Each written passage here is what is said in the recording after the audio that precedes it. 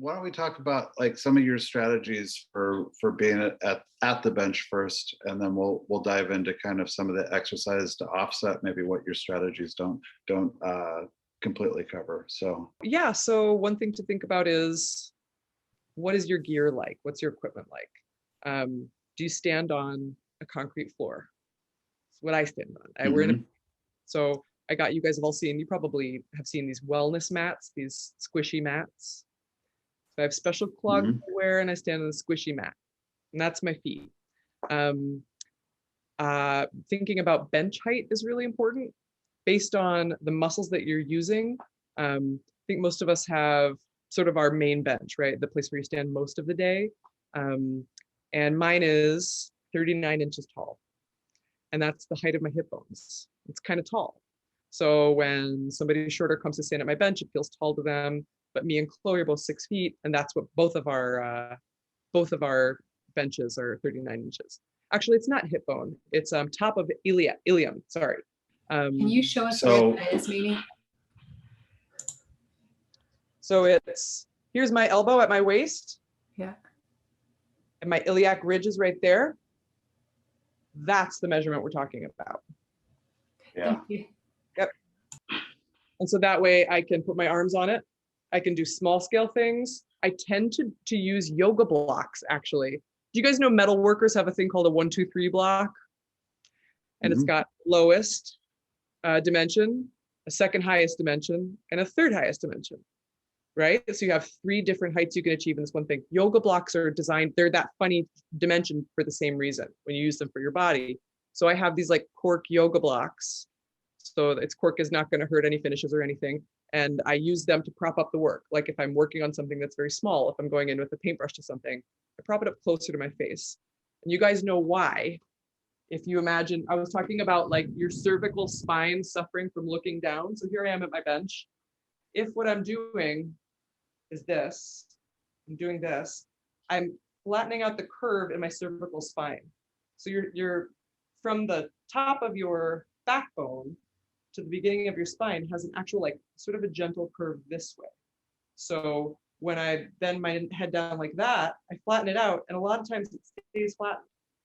And all of these complicated muscles that connect to it are strained in a weird way. So that's a problem that I have. I'll pull these muscles here and here on either side, often just from sleeping and waking up and getting out of bed. So so that's a thing. Has anybody had that happen? Those particular upper neck muscles?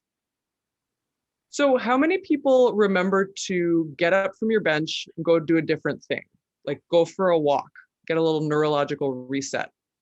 Is that hard to remember? I think that's almost the number one thing you can do. Time for lunch, don't just eat it at your bench. Stand up, walk outside, move around, do a different thing. Because you're really creating these very strong habits in your body, so that even when you're getting on the subway to get home, your body is kind of staying in the same position.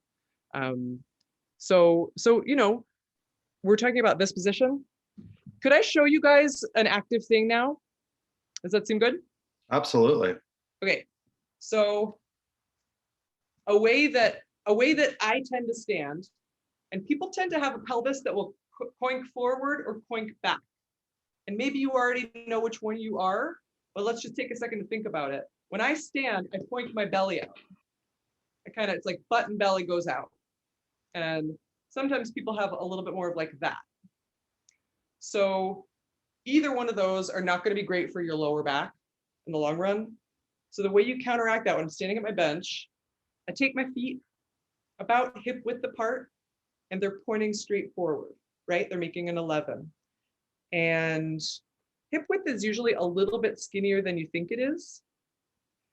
So what I want to do to counteract this in my body is I want to sort of lift my toes up.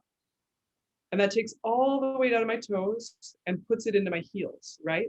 So I've got the weight in my heels, and then my knees just have an ever so slight soft bend. And then I take my belly button and try to suck it back into my backbone. Another way to think about that is you get like 25% strong right here in your torso. right? So far we have our toes coming up and our weight in our heels. We're kind of strong on the thighs and the knees are a little bit bent. Then I've got this strong front belly. And for me, when I think about that, that corrects my hips. So instead of having my hips be like this, it goes like that. So we're kind of set for our lower body. And then for your upper body, what happens if you circle your shoulder capsules out and you glide your shoulder blades down your back? And so here I'm holding this imaginary air ball, right? So try this. Hold a big imaginary air ball. And my palms are facing up to the ceiling. And now what happens if my shoulders stay in that position, but my palms come down? Do you feel how your chest is broadening from the left to the right? And maybe if you breathe, there's a bunch of space in there. There's a bunch of space behind those ribs. So then what does your head want to do? My head, because I'm looking at you guys on the computer, is still kind of forward. My body is really good, but my head's doing this. So the way I complete it is I bring my head to sort of rest over my heels. So my heels are holding the weight and my head is like drawing a straight line and my chin goes a little bit back towards my neck. So there's almost sort of a string from right here pulling up. So instead of my neck being like this, it's like that. It's kind of subtle.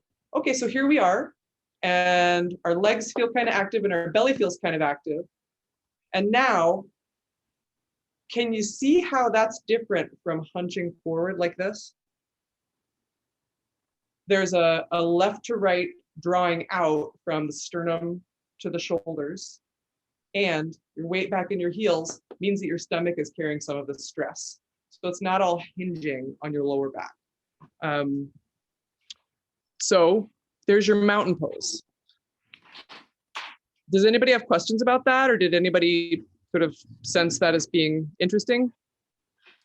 I think that's really interesting. So how do you do anything to kind of remind yourself of that through the day? Like, do you catch yourself in a state of kind of relaxing away from that? If you got like work that's up close or something, do you have to catch yourself and kind of reorient yourself? Or 100%.